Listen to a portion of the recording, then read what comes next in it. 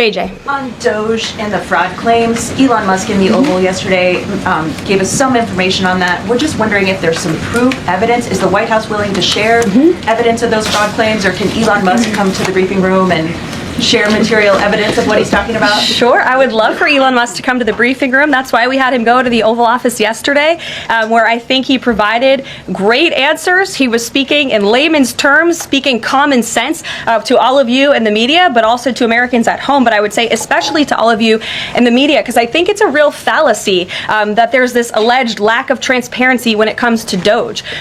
President Trump and Elon Musk have been incredibly transparent on what DOGE is doing. There is an X account with the DOGE handle. They are tweeting out what they are doing on a daily basis. They have a website where they are posting the receipts of the contracts that they are reviewing and the payments that they have stopped from going out the door. The secretaries of our departments have stopped from going out the door. And I would also say that before it was Elon Musk making our government efficient and accountable, it was some unnamed bureaucrat that none of you knew. Elon Musk is the richest man in the world. He's also now one of the most highly scrutinized men in the world alongside President Trump, because of what he's doing and the access that he is allowing. So there's great transparency. As for the actual receipts, we are happy to provide them, and I actually brought some today because all of you know I love to bring the receipts. We have contracts upon contracts that we can send and provide this information to you. Let me be very clear. We are not trying to hide anything. We have been incredibly transparent, and we will continue to be. These are screenshots of contracts that DOGE found across our government.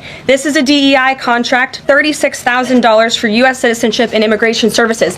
That is against the president's policies and his America First agenda. This is a $3.4 million contract, a Council for Inclusive Innovation at the U.S. Patent and Trademark Office, Department of Commerce, another DEI contract that DOGE identified.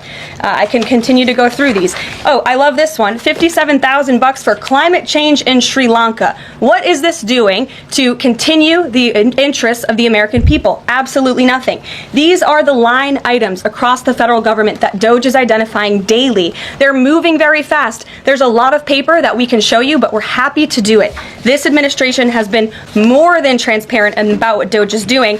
And here's one of their tweets that they posted about the mine. I believe this is in Pennsylvania, where the federal employee retirement system is being processed. Did anybody know this was even happening in our country before Elon Musk talked about it in the Oval Office yesterday? A lot of Americans didn't. So we are providing transparency and accessibility on a daily basis when it comes to DOGE. And I also have a DOGE daily report, if anybody would like it, on all of the things that they are identifying and finding. We're happy to provide this information to you. We're talking about it every single day. Are all those things you just mentioned fraud, or are they waste, or are they just contrary to the president's policies? I would argue that all of these things are fraudulent, they are wasteful, and they are an abuse of the American taxpayer's dollar. This is not what the government should be spending money on. It's contrary to the president's priorities and agenda. And again, we can continue to provide you the receipts for all of the fraud, waste, and abuse. And if anybody in here wants to argue that the federal government is not fraudulent in some capacity, be my guest, because I think the American people watching at home would beg to differ. Caroline. Mary. Hey, more on the judges. Does the White House believe the courts have the authority to issue these nationwide injunctions?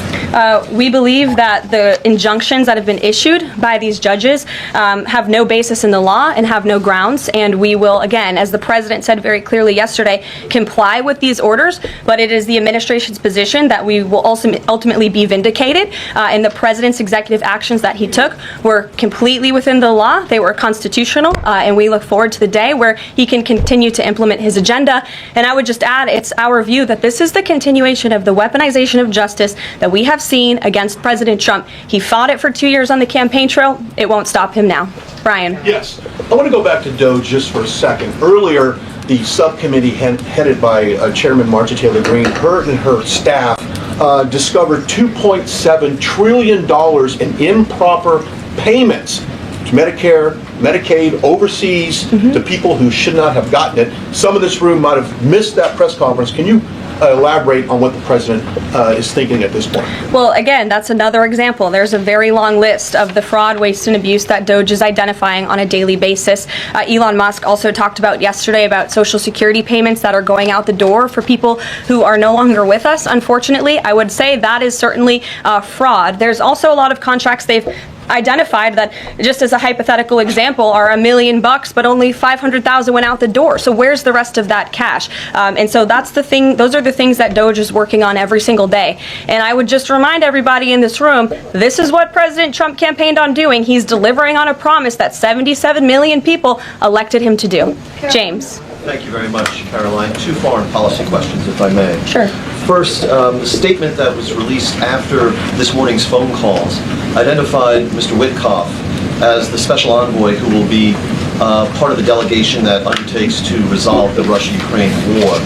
I had thought that that individual was General Kellogg, and so can you clear that up? Sure, I'd be happy to. As you mentioned, the president, in his truth, following the phone call with Vladimir Putin, said that he has asked Secretary of State Rubio, the director of the CIA, John Ratcliffe, our national security advisor here at the White House, Michael Watts, and Steve Witkoff to lead the negotiations. As for General Keith Kellogg, he remains a critical part of this team in this effort. He's played a tremendous role in getting the negotiations to this point, and he's very much still part of the Trump administration. The other subject is Iran. I took note of President Trump's comments in his Super Bowl interview with our colleague Bret Baier to the effect that he wants to do a deal with Iran. However, that interview appeared after the supreme leader of Iran, the Ayatollah Ali Khamenei, had already ruled out any additional negotiations with the United States. So kind of a two-part question. A, what gives the president any confidence that Iran will come to the table? And B, more fundamentally, why is the president interested in doing a deal with Iran instead of doing everything he can, perhaps short of U.S. military intervention, to try and hasten the end of what many of his own supporters regard as an evil regime? Well, the president has made it very clear that he will never allow Iran to have nuclear capabilities. That is a red line that he has drawn, and he will not allow that to happen. But you asked why President Trump wants to make a deal. I would remind you, he's the master of the art of the deal. He is America's deal maker in chief. He leads from a position of securing peace through strength. And I think time and time again already, in just 4 weeks, we have seen the president being able to negotiate successful deals with our partners, our adversaries all around this world. The release of Mark Fogel just last night is something that I think speaks to the president's deal-making ability. This is something that the Biden administration allegedly tried to do for 3.5 years. I think you all should go back and ask some of those Biden administration officials what they even tried to do and why weren't they successful, because for 3.5 years Mark Fogel sat in a Russian prison, and it took President Trump 3 weeks to get him back on American soil. There's nobody better at making deals than Donald Trump. Phil Wegman. Thank you. Two foreign policy questions. Ukrainian President Zelensky has said after the war that he wants NATO membership or nuclear weapons. We heard Defense Secretary Hegseth say that NATO membership was unrealistic. What's the president's view on the other option, on a nuclear Ukraine? I have not talked to President Trump about Ukraine's NATO membership or their nuclear capabilities. I would leave it to him to discuss. But I will tell you again that Secretary Rubio and also the Vice President, J.D. Vance, will be meeting directly with President Zelensky in Munich on Friday, and I'm sure they will provide a readout of that conversation and that discussion. And then the second question, given that this administration has called on Europe to take more responsibility for their own defense, I'm wondering, will the EU or any other European nation other than Ukraine be involved in these peace talks? I don't have any European nations who are involved currently to read out for you.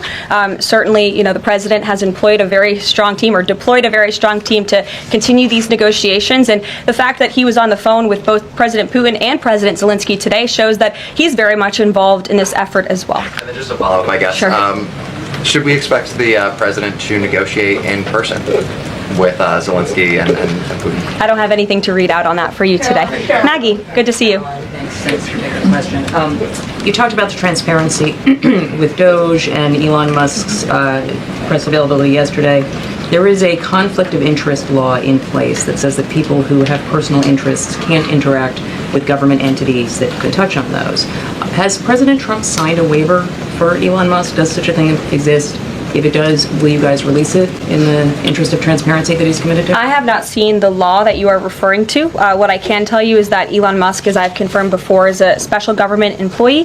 He is filing the proper financial disclosure, and he is complying with all applicable federal laws. As you also heard, Elon address this directly yesterday in the alleged conflict of interest, and he said everything he's doing is very public, and if you all perceive a conflict of interest, you're welcome to bring that up. And as the president said, if he feels like Elon is engaging in something that's a conflict of interest, he will tell Elon not to do that. And Elon also said yesterday that before he moves forward with anything, he consults with the President of the United States. So we're very confident with the ethics and the guardrails that have been put in place here.